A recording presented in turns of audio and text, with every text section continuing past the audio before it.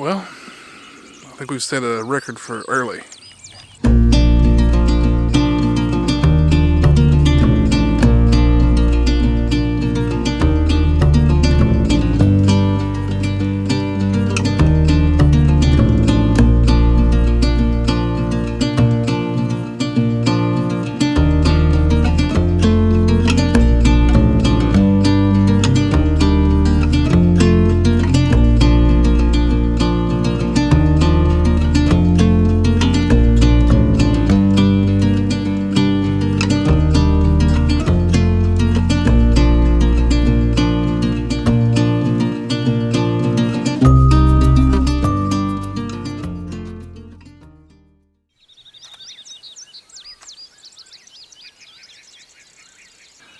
Welcome to morning in Appalachia. It's very early. It's like 5:45 right now. So I came up here for sunrise this morning, and this time of year the sunrise is quite early. I was hoping for some kind of low-lying fog in the valleys. We got some nice cloud cover, some nice high clouds, medium high clouds. So I'll kind of walk you through my shot here. I've got the 70-200 on. I'm at about 110 millimeters. ISO 100 f11 at about 5 seconds. That's overexposed by about a stop because I want a little bit more detail on those shadows than what the meter at 0 is giving me. So I've got it on a 2-second timer, and we'll go ahead and take that shot real quick, see what it looks like.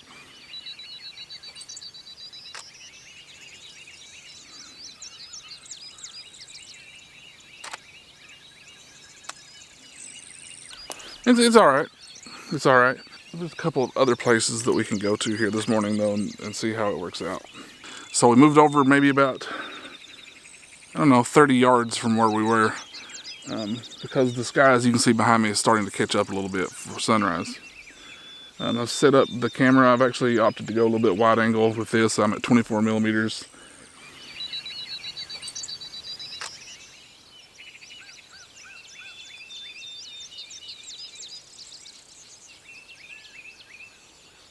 I think we've got what we can get from this position. So we're going to go back to the car and drive just a little ways up the road and see if there's a better perspective of this.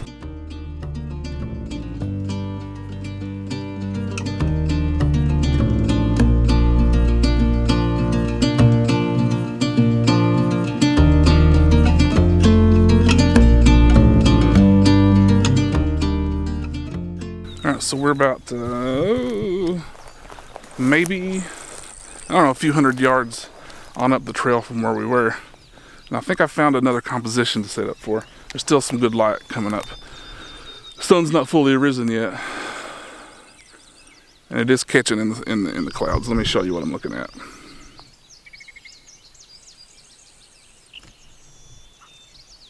And again, I'm going to bracket this just so I can boost the dynamic range in the final shot. I don't have any filters or anything to work with me right now.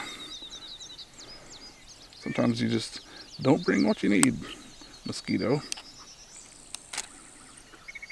Alright.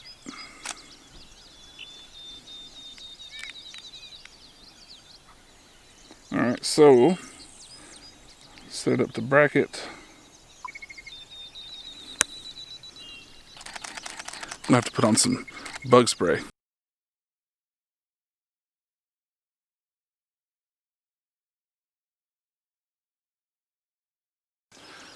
So as you can see over my shoulder here, the sun is just about up on the horizon. So it's going to kind of limit the kind of opportunities that I can get here for photos.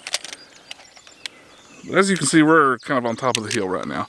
We're in Knott County, Kentucky, my native county, in a community called Liebern, on a reclaimed strip mine, which is kind of the best spots to shoot from anymore because they're accessible. And this one in particular is a public park. It's been converted into a tourism destination. Well, as you can see, it's clouded up quite a bit. There's a little bit of clearing just over my shoulder where the sun just came up. The rest of it's really kind of cloudy.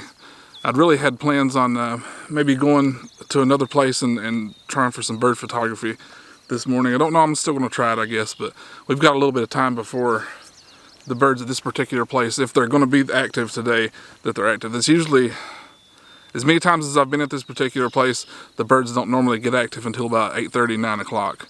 And it is only 20 till 7 right now. Lots happened in the last 20 minutes. Mostly I'm getting really sleepy still. I think now it's time to maybe get a little breakfast. I don't know what's open right now. What are we in Kentucky? Everything in Kentucky, the restaurants, what are they, like 50% capacity right now? It's May 29th, 2020. The global pandemic is still raging, so I don't really know. I'm not going to go in regardless. I don't know why I'm even bothering to ask about it. Let's go ahead and drive through.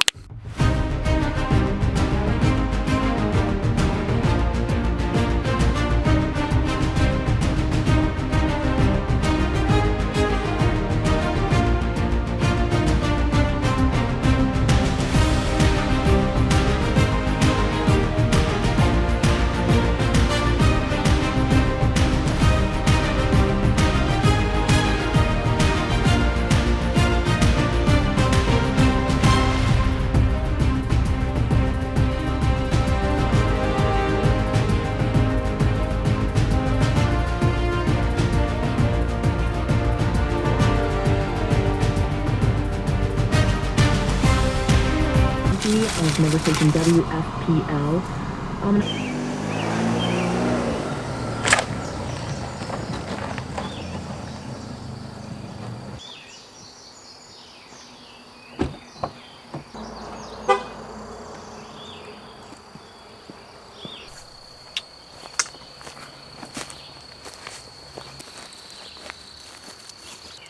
Okay, so we are at Car Creek Lake State Park now, at a wildlife viewing area that I pretty frequently come to.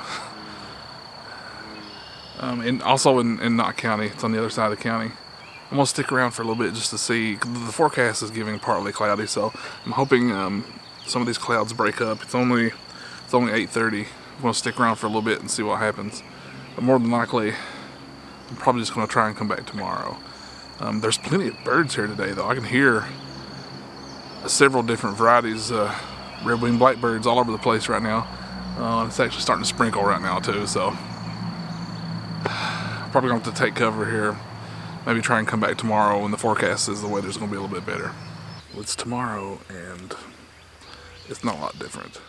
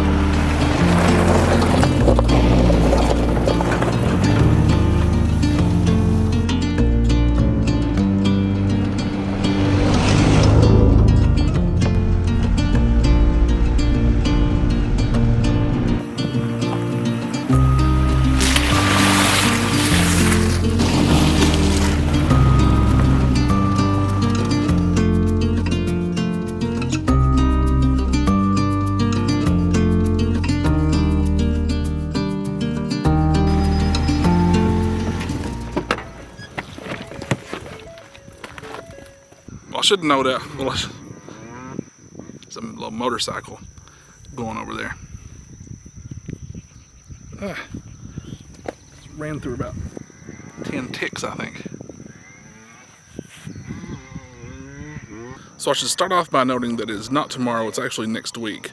Tomorrow didn't work out so well. I got back to the lake and it was quite cloudy. There was really no light. The lens wasn't going to perform in that light anyway, so it's next week.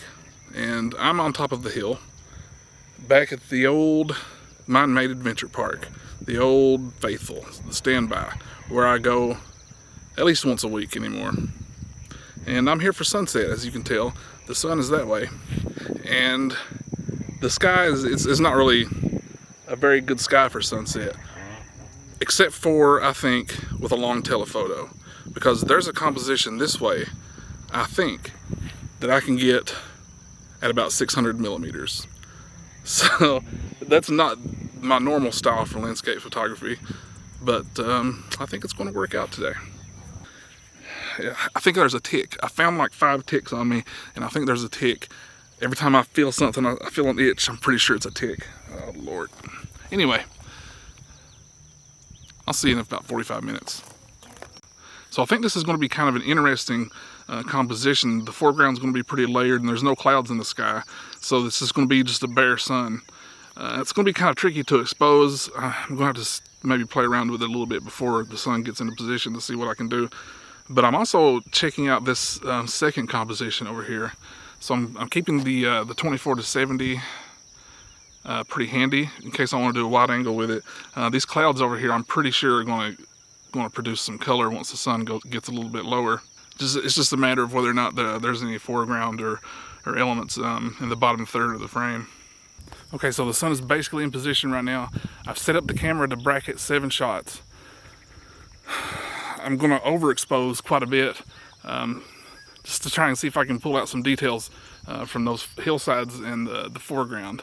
For settings wise, I'm at 1/13 of a second, f11, ISO 100. All right, here we go.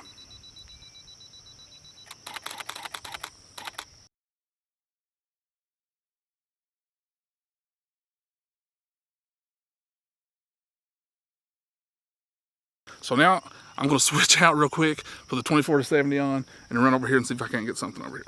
Okay, so there isn't really a good composition for where I'm at here. The foreground's just not cooperating at all. There's too much things sticking up in the front, but I'm still going to shoot it just because I like the clouds. I think they really look nice. So, and I'm going to bracket this one as well. So let's fire this real quick.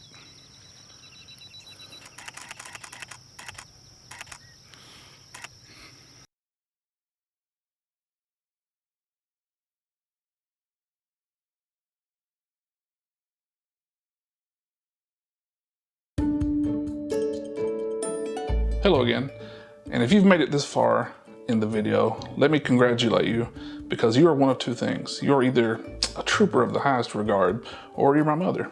Hey Mom. So there was a couple of terms that I used in this video that I didn't bother to explain, namely bracketing and dynamic range. Really quickly, bracketing is just setting up your camera to take a series of photographs at different camera settings so you can achieve different exposures. And you can blend all those photographs using post-processing software like Adobe Lightroom or Adobe Photoshop into one image. So you'll have a lot of dynamic range to play around with. So dynamic range is, just think of it as the dark parts of your image and the light parts of your image and everything in between. So if your camera has a good dynamic range, then it's going to capture a whole lot of information in between those darks and those lights. And you may not need to bracket, but there's some scenes, because the sensor in your camera can't capture a very wide range of dynamic range, say like your eye can. There's some scenes like sunrises that you will need to bracket.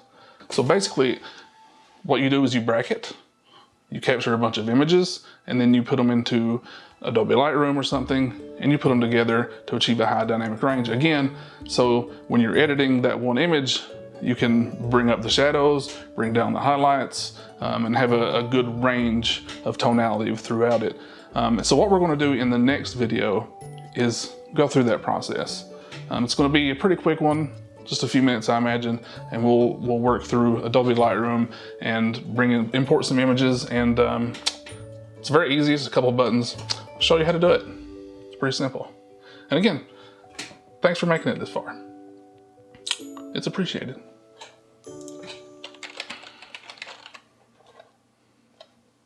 Isn't that what they do in the movies? Hit a bunch of keys, does stuff. I don't know what I just did to Lightroom. See you later.